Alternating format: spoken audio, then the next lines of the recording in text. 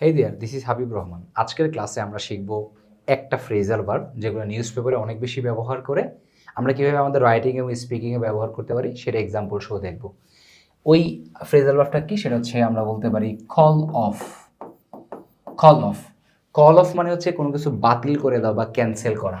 তাহলে আমরা এটা বলতে পারি হচ্ছে বাতিল করা। বাতিল করা, কল অফ। তাহলে আপনি যদি কোনো ফাংশন, কোনো ইভেন্ট ক্যান্সেল করতে চান তাহলে আমরা ওইটাকে কল অফ করি। ওকে, তাহলে আমরা একটু এক্সাম্পল দিয়ে দেখি। আমরা বললাম আন্দোলনটি নিরাপত্তা ইস্যুর জন্য বা নিরাপত্তা ঝুঁকি থাকার কারণে বাতিল করা হয়েছে। আজকে ধরুন আন্দোলনের কথা ছিল রাজু ভাস্কর্যে বা কোথাও এক জায়গায়, তো একটু খেয়াল করেন। তাহলে দ্য প্রোটেস্ট, আন্দোলন অর্থে আমরা প্রোটেস্ট বলতে পারি, মুভমেন্টও বলে প্রোটেস্ট। এখন প্রোটেস্ট তো নিজে নিজে বাতিল হইতে পারে না, তাই passive voice was called off. The protest was called off. আন্দোলনটা, প্রতিবাদ বা আন্দোলনটা কি করা হয়েছিল? বাতিল করা হয়েছিল। কেন করা হয়েছিল?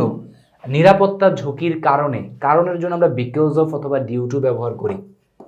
বিকজ অফ অথবা ডিউ টু, আমরা এটাতে ডিউ টু ব্যবহার করি ধরেন। তাহলে due to the protest was called off due to safety concern দিই আমরা। সেফটি কনসার্নস দিলে বেটার, কনসার্নস।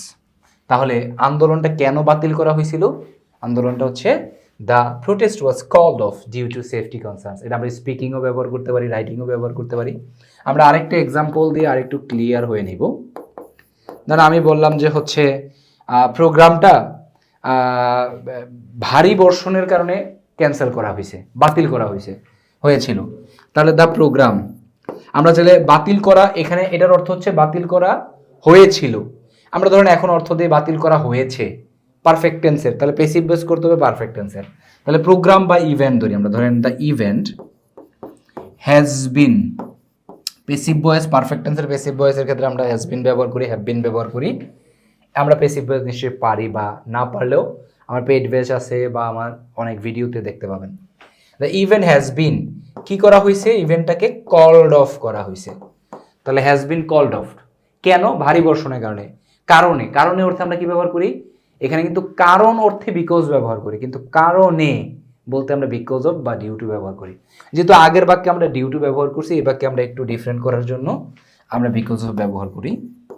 তাহলে আমরা বলতে পারি যে বিকজ অফ, ভারী বর্ষণ বলতে আমরা হেভি রেইন বলি, হেভি রেইন।